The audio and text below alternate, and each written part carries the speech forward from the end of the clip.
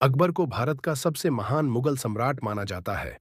अकबर का पूरा नाम अब्बू अल फतह जलाल अल दीन मोहम्मद अकबर है।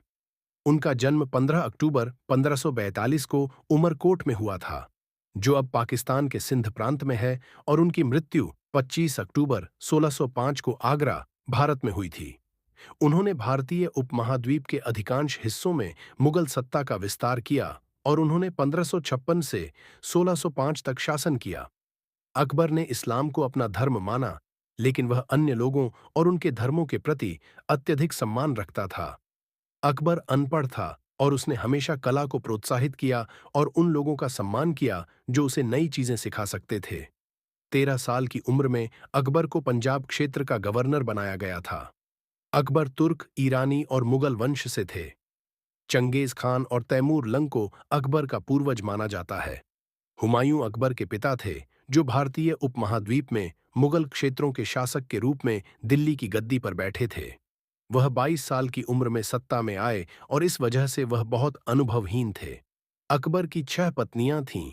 उनकी पहली पत्नी का नाम राजकुमारी रुकैया सुल्तान बेगम था, जो उनकी चचेरी बहन भी थीं। उनकी दूसरी पत्नी अब्दुल्ला खान मुगल की बेटी बीबी खेरा थीं।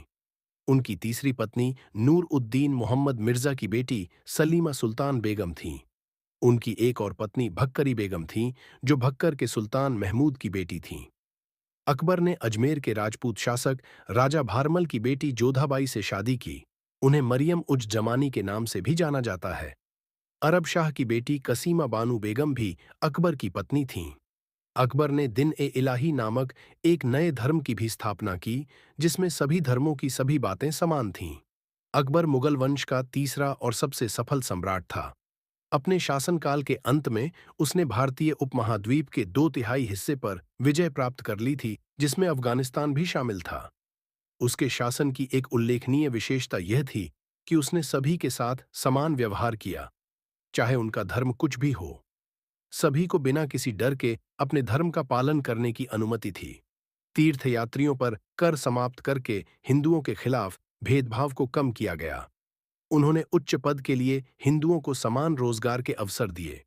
अकबर एक शासक के रूप में बहुत सफल थे, क्योंकि उनके राज्य में हर धर्म के लोग उन पर और उनके राज्य चलाने के तरीके पर भरोसा करते थे।